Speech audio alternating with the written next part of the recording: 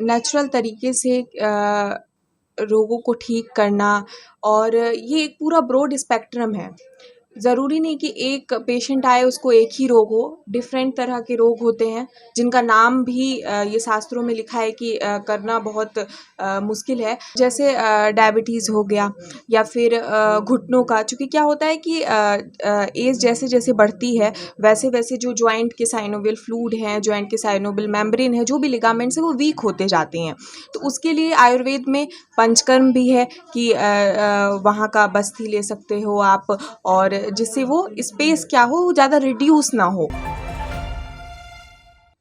नमस्कार, मैं हूं अनूप नारायण सिंह और आप देख रहे हैं बिहारी खबर के डिजिटल प्लेटफॉर्म को। आज हमारे साथ हैं बिहार के एक ऐसी यूथ अचीवर जिनका नाम है डॉक्टर गरिमा सिंह, और इन्होंने जयपुर से आयुर्वेद चिकित्सा में महारत हासिल की है और अपने कर्मभूमि जन्मभूमि बिहार के लोगों को निरोग करने के लिए अनवरत प्रयास कर रही हैं। राजधानी पटना में, मधेपुरा में, नेपाल में और बिहार के कई शहरों में अपने क्लिनिक के माध्यम से, अनूठे इलाज के माध्यम से लोगों के असाध्य रोगों को दूर कर रही हैं। इनसे बात करेंगे आयुर्वेद चिकित्सा को लेकर, लोगों में आयुर्वेद चिकित्सा के प्रति जागृति आई है उसको लेकर, और जो मूल बीमारियां हैं उनका इलाज आयुर्वेद चिकित्सा में कैसे संभव है इस पर भी। सबसे पहले गरिमा जी, आपका बिहारी खबर के डिजिटल प्लेटफॉर्म पे स्वागत है। जी धन्यवाद। पहला सवाल कि आयुर्वेद चिकित्सक हैं और काफी बेहतर काम कर रही हैं, आयुर्वेद चिकित्सा में कितनी संभावनाएं आपको नजर आती हैं?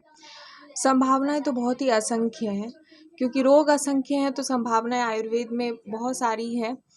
और नेचुरल तरीके से रोगों को ठीक करना, और ये एक पूरा ब्रॉड स्पेक्ट्रम है।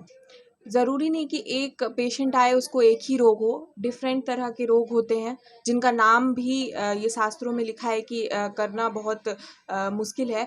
तो उसको एक होल पर्सपेक्टिव में, क्योंकि सब चीज़ें साथ में रहती है, दवाइयाँ साथ में, रहन सहन साथ में, क्योंकि लाइफ स्टाइल डिज़ॉर्डर्स आजकल बहुत ज़्यादा आ रहा है, और लाइफ स्टाइल डिज़ॉर्डर्स साइकोसोमेटिक भी हो गया है कि मानसिक तौर पे भी। तो आयुर्वेद में हर तरह की मानसिक, अब किसी रोग का कारण है अगर वो मानसिक भी है, आहारज हेतु भी है, उसका विहारज हेतु भी है, तो तीनों तरीके से, मतलब कि फूड के थ्रू भी, मेडिसिन के थ्रू भी, लाइफ स्टाइल मॉडिफाई करके, डायबिटीज़ से लेकर के हर एक जो साइकोलॉजिकल लेवल पे पहुंच चुकी है, साइकोसोमेटिक डिसऑर्डर्स जो हैं, तो उनका हर पहलू से इलाज आयुर्वेद में 100% संभव है। बहुत सारी ऐसी बीमारियां हैं, जैसे हड्डी संबंधी रोग हैं, बहुत सारे ऐसे असाध्य रोग हैं जिनका इलाज होम्योपैथी और फिर अंग्रेजी दवाओं में नहीं है, एलोपैथ में नहीं है, फिर लोग आयुर्वेद की तरफ आते हैं। वो कौन कौन से रोग हैं जिनका एकदम अस्थाई निदान आयुर्वेद के पास? जैसे डायबिटीज़ हो गया, या फिर घुटनों का, चूँकि क्या होता है कि एज जैसे जैसे बढ़ती है वैसे वैसे जो जॉइंट के साइनोवियल फ्लूइड हैं, जॉइंट के साइनोवियल मेम्ब्रेन है, जो भी लिगामेंट्स हैं वो वीक होते जाते हैं।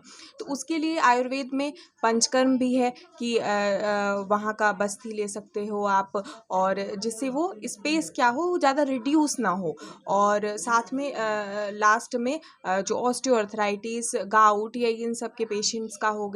फिर फीमेल में, गायनिक में भी बहुत सारी ऐसी प्रॉब्लम्स है जिनमें आहारज हेतु भी होता है, तो उसमें हर तरीके से इलाज है। और साथ में डायबिटीज़ का तो बहुत ही अच्छा ट्रीटमेंट है जो यत्न साध्य है। एक्चुअली क्या है कॉन्सेप्ट की, व्याधियाँ 4 प्रकार से आयुर्वेद में बताई गई हैं कि कुछ व्याधि होती हैं जो सुख साध्य होती हैं, कुछ होती हैं जो डिफ़िकल्टी यानी कृच्छ साध्य होती है, कुछ होती है यत्न साध्य। जब तक आप उसमें पथ्य का, यानी कि अच्छे डाइट का, अच्छे लाइफस्टाइल का, अच्छे मेडिसिन्स का आप यूज़ करोगे तब तक वो ठीक रहेंगी। और जैसे ही एक बार आपने उन सब मेडिसिन्स जो कि आपके लिए पथ्य हैं, जो कि आपके बेसिकली चैनल्स के लिए अच्छी हैं हमारी बॉडी में, उनका सेवन करोगे तब तक वो ठीक रहती हैं। और एक होते हैं असाध्य। तो असाध्य में लेटर स्टेज में असाध्य तक एक्चुअली क्या, आयुर्वेद का एम ही है कि स्वस्थ से स्वास्थ्य रक्षण, आप प्रिवेंटिव साथ में क्यूरेटिव दोनों तरह का एस्पेक्ट आयुर्वेद में फुलफिल हो जाता है। चाहे आप किसी भी ब्रांच को उठा करके देख लो आयुर्वेद में, चाहे वो गायने से रिलेटेड प्रॉब्लम्स हो, चाहे वो आपके लाइफ स्टाइल से रिलेटेड प्रॉब्लम हो, घुटनों की तकलीफ या गैस्ट्रो इंटेस्टाइनल कोई प्रॉब्लम है, सब चीज़ का उपाय है हर तरीके से। आप चिकित्सक बनने के बाद आपको ऑफर थे, अब बाहर के प्रदेशों में बढ़िया पैकेज मिलता, फिर बिहार वापस आने के पीछे क्या कारण था? एक तो जो हमारे देश में जो पॉपुलेशन है सबसे ज़्यादा वो ग्रामीण इलाके में है, जिनमें अभी गवर्नमेंट भी बहुत कुछ कर रही है वैसे तो, लेकिन एक चिकित्सक के नाते जो मैत्री, करुणा, इन सब की जो भावना है ये आपके ग्रामीण इलाकों में बहुत ज़्यादा देखने को मिलती है। और एक्चुअल में वैद्य हम क्यों बनते हैं, इस शब्द का जो मूल है हम लोग वहीं जान पाते हैं। आपको नहीं लगता है बिहार में जिस तरह से झोला छाप डॉक्टरों की बाढ़ है, जिस तरह से बिहार में चिकित्सकों की कमी है और लोगों को महंगे इलाज जो हैं उसके तरफ एलोपैथ आकर्षित करता है, और कहीं ना कहीं चिकित्सा का पेशा है, माना जाता है कि धरती के भगवान है, लेकिन आजकल मरीज उनके लिए पैसा उगाही का साधन है, इसको किस रूप में लेती है? अम, अब सेम रिपोर्ट ही जो है डिफरेंट लैब की डिफरेंट तरीके से आती है, तो डायग्नोसिस बहुत ज़्यादा इम्पोर्टेंट है।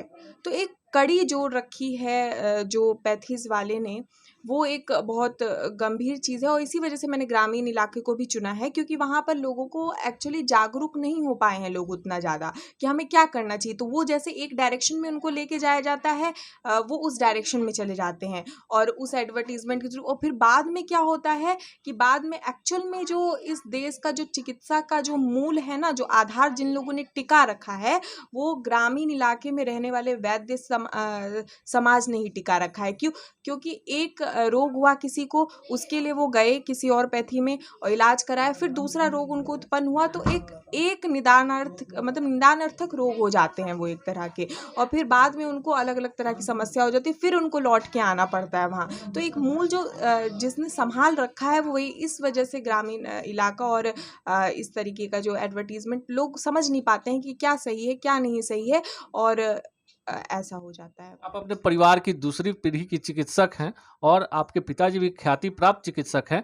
आप लोग जो इलाज करने की का जो विधि है, जो पैथी है, एकदम आयुर्वेद और हमारे धर्मशास्त्रों में, हमारे जो चिकित्सा शास्त्रों में लिखा हुआ है, क्या कुछ खास है? थोड़ा उसके बारे में दर्शकों को बताएं।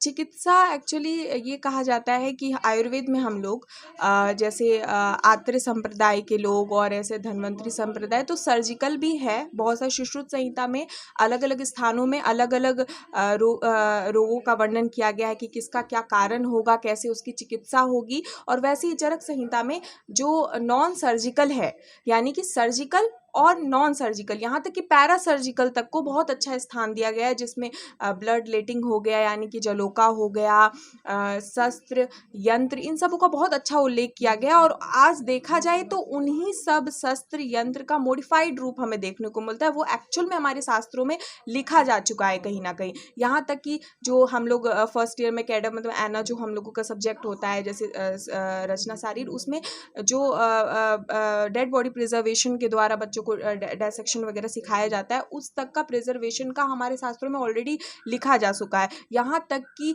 जो राइनोप्लास्टी, जो प्लास्टिक सर्जरी है, वो सुश्रुत संहिता में जब आप देखोगे तो अलग अलग उसमें लिखा गया कि कैसे हम लोगों को राइनोप्लास्टी करनी है, या फिर जो प्लास्टिक सर्जरी है उस तक का उल्लेख मिलता है। और आज उसका मॉडिफाइड रूप हम लोग देखते हैं। तो दोनों तरीके का, यानी कि सर्जिकल, पैरा सर्जिकल या फिर जो क्लिनिकल, ये सब का उल्लेख हमारे शास्त्रों में मिलता है। यहाँ तक कि जो अलग अलग डिस्टिल्ड थे, अर्क प्रकाश में भी 550 तरह के अर्कों का निर्माण मिला है, तो वो आज हम लोग डिस्टिल्ड रूप में देखते हैं। एक्चुअल में जब से मानव सभ्यता है तब से ही चिकित्सा का उद्भव हुआ है, और तभी से अलग अलग मानुषी चिकित्सा हो गया, या फिर जो राक्षस की चिकित्सा, यहाँ तक कि हर तरह की देवों की चिकित्सा अलग थी जो कि रस औषधियों के थ्रू थी, हमारी चिकित्सा अलग थी जो कास्ट औषधियों के थ्रू। तो देखिए आप कितने अच्छे से वेल डिफ्रेंशिएटेड तरीके में हमारे शास्त्र में ये सबों का उल्लेख मिलता है, अलग अलग खंडों में, अलग अलग स्थानों में, और अलग अलग चिकित्सा के पूर्वार्ध उत्तरार्ध सब में बहुत एक साइंटिफिकली तरीके से चीज़ों को मैनेज करके, वो जब पढ़ने में आता है तो दिखता है कि हाँ ये कितने अच्छे से मैनेज्ड में उस समय, जबकि कितनी सारी चीज़ें तो लुप्त हो गई, कितनी सारी चीज़ें तो काल जैसे ही बढ़ता गया वैसे वैसे लुप्त हो गई। तो अभी भी जो संरक्षित किसी तरीके से रखा गया चिकित्सा पद्धति को, वो एक बहुत साइंटिफिक तरीके से है। आयुर्वेद चिकित्सा को लेकर जिस तरह से बिहार के यूथ आगे आए हैं और जिस तरह से बेहतर चीज़ों को आम जनमानस तक पहुंचाया जा रहा है, एक बेहतर तरीका है। और इसके लिए आप पटना में मरवाड़ी आवास गृह परिसर में मंगलवार के दिन इनसे संपर्क कर सकते हैं। यहाँ पर इनका क्लिनिक है, जहाँ पर मरीजों के लिए आयुर्वेद चिकित्सा और एकदम अत्याधुनिक विधि के द्वारा सुविधाएं उपलब्ध हैं। राजधानी पटना और आसपास के जिले के लोग भी यहां आकर चिकित्सा का फायदा उठा सकते हैं। इस तरह की चीजें जब बिहार में होती हैं तो आशा की किरण जग जाती है। मिलेंगे किसी अन्य शख्सियत से इसी चैनल पर, इसी कार्यक्रम में।